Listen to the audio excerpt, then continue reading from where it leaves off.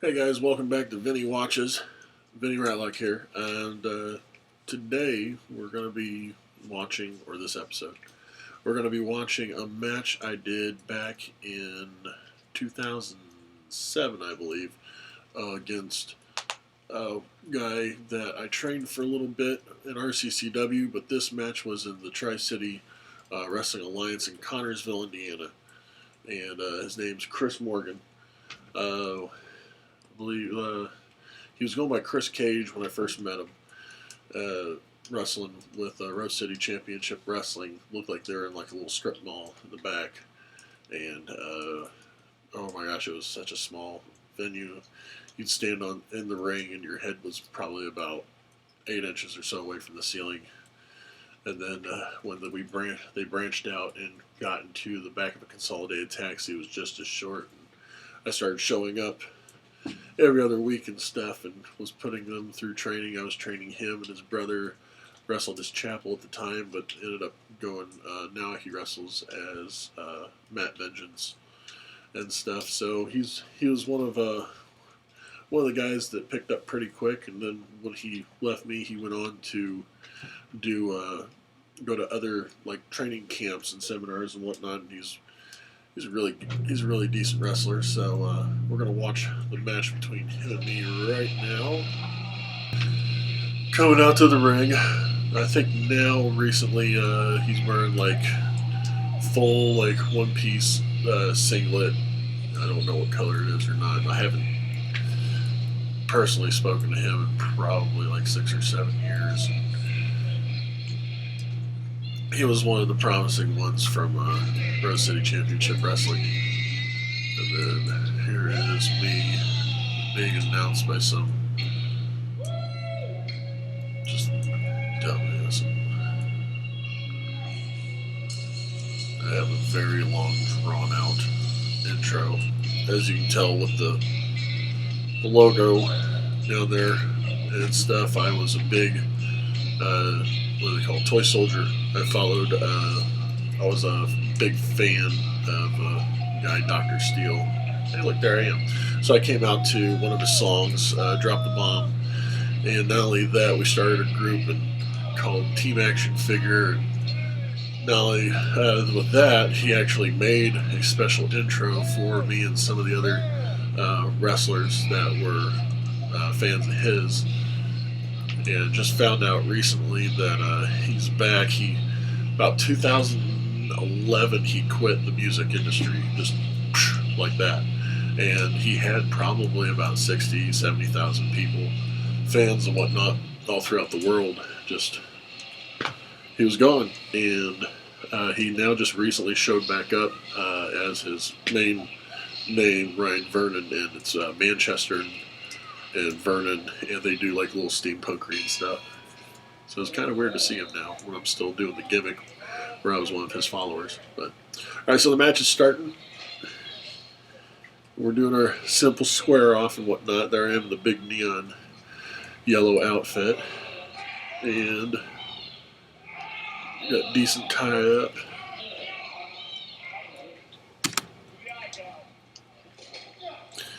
With the psychology of the match, it's going to be harder for him to take me down because I have at least 6 inches on him, height-wise. So we'll play it out a little bit this way. Has to come completely off his feet for a shoulder tackle to take me down. Just remember that, guys. If you're shorter than the person you're working, you're not just going to knock him down so simply. Oh, look, the floor. And so we're going to retie off again. This time it's going to be me turning it around. And of course, because of my size, I shouldn't try too hard to give him a quick shoulder tackle. Because also at that time I probably have a good 75 pounds on him. Me being a vet, I'm an elbow. Boom! He's this match was actually probably one of my favorites back in the day. We didn't do a whole lot, but what we did, the fans were eating it up. And he actually, the guy my size and stuff, a lot of times I was getting booked in matches with other either big dudes or dudes that wouldn't move around that much, so there wasn't a whole lot to do in our match. So being in a match with him actually helped me, I guess, wrestle better. More than just, hey, I'm going to punch you a couple times in the corner and be done with it. I'd also been getting stuck with a lot of tag team matches with people I've never tag teamed before during this time, so it was great to have a singles match again. And even like talking in the back and stuff, like I kept asking, what's all the stuff you wanted to do? And he's like, what stuff you want to do? He's like, you sure you can do that because you're a bigger guy? And I was like, I can do it. I will do it. And we had a lot of fun in this match.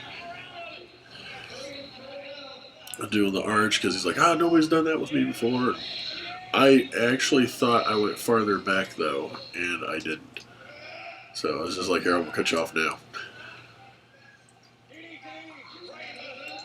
Boom! It was a decent enough suplex.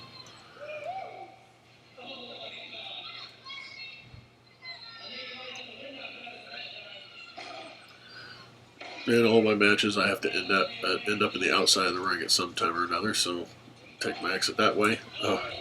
And not all promotions have padding outside, especially that one. Landed on the concrete, that kind of stunk. This spot, he comes and flips over, and when he flipped over, his heels caught me dead in my forehead. So when he did, I completely grabbed him by his waist and sat down. He landed on my legs, but when he landed on my legs, he took his hands out and slapped the floor. So after he slapped the floor, it looked like I powerbombed him onto the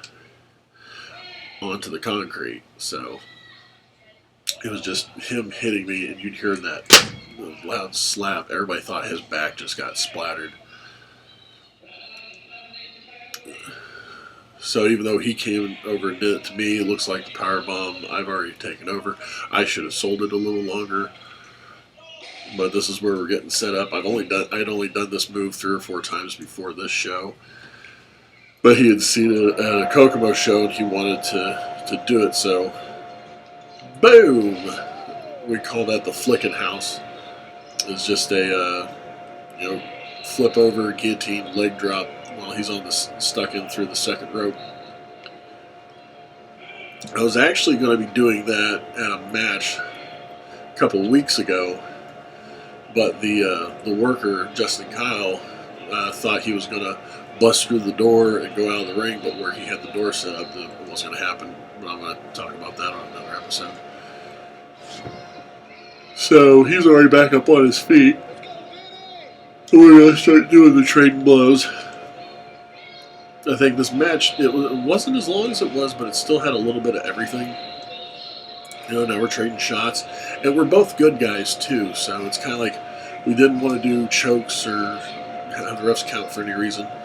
A decent T-bone suplex. So it's kind of like, what are we going to do with each other, for both faces? And just... we didn't worry about rest holds or anything like that. If we wanted to do a rest spot, we would just do a big move right before it. Here I am setting up for my move, the F-bomb. It's a family show, so I was the only one able to drop the F-bomb in the family show. And then followed up by the Pretty Boy Splash.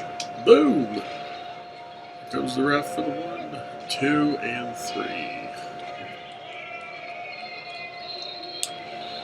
It was great. There's a little bit more that happened after that. He ended up getting attacked by Rob Kincaid, and I chased him away. We got on the microphone and did a little bit of banter between each of us. I'm looking through my files to see if I can find any of that. I haven't so far. But no, it was a great show. It was a great promotion.